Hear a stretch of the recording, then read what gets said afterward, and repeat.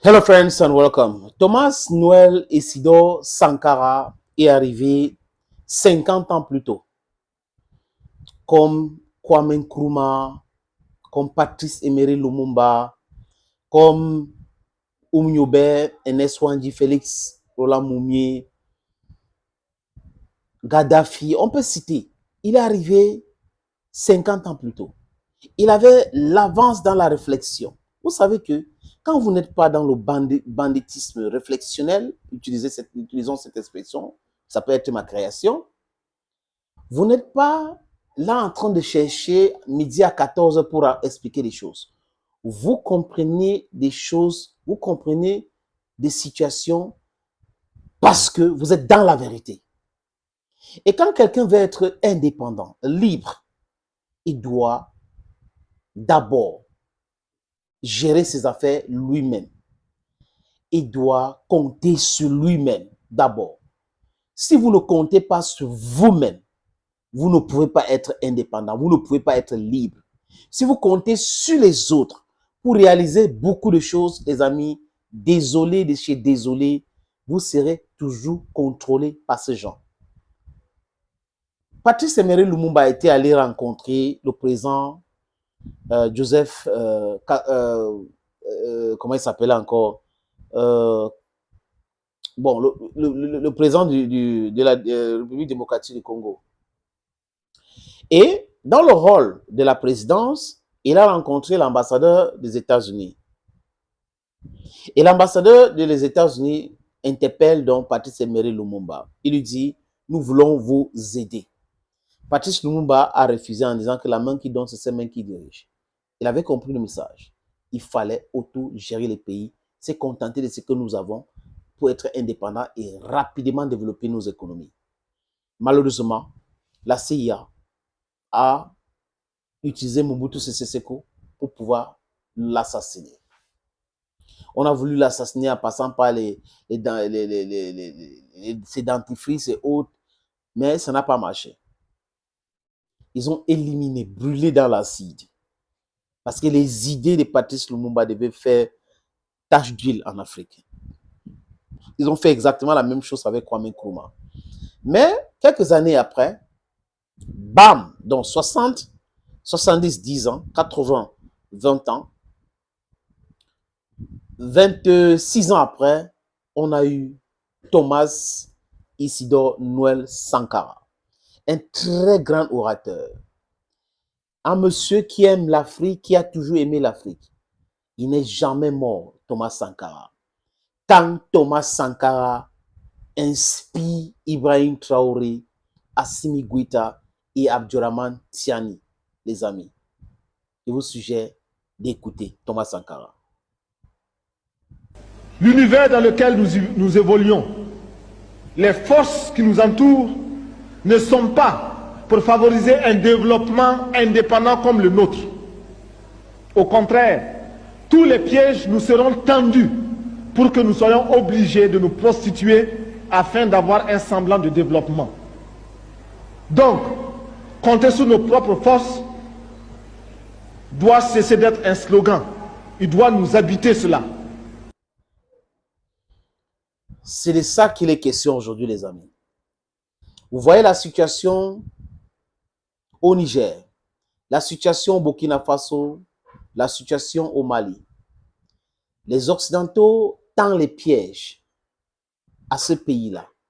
Ils tendent les pièges aux autres pays qui ont une jeunesse vaillante, une jeunesse puissante, pour les mettre en difficulté, pour pouvoir détruire leur processus de libération économique.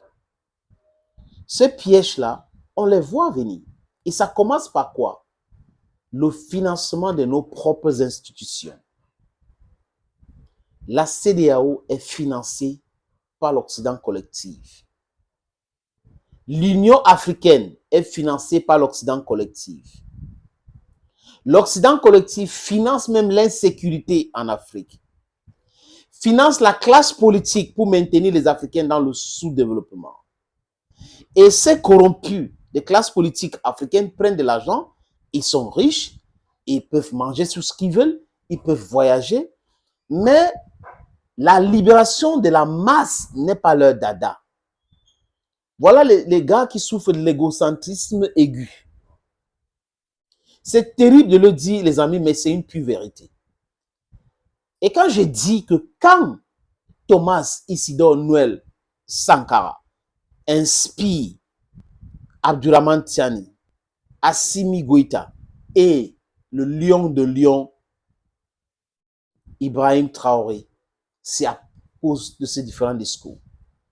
Et aujourd'hui, dans l'organisation de l'Alliance des États du Sahel, vous voyez vous-même qu'ils refusent toute aide qui vient de n'importe où, ni de la Turquie, ni des pays arabes, du Moyen-Orient, ni des pays de l'Asie, ni de la Russie, ni de la Chine. Pas.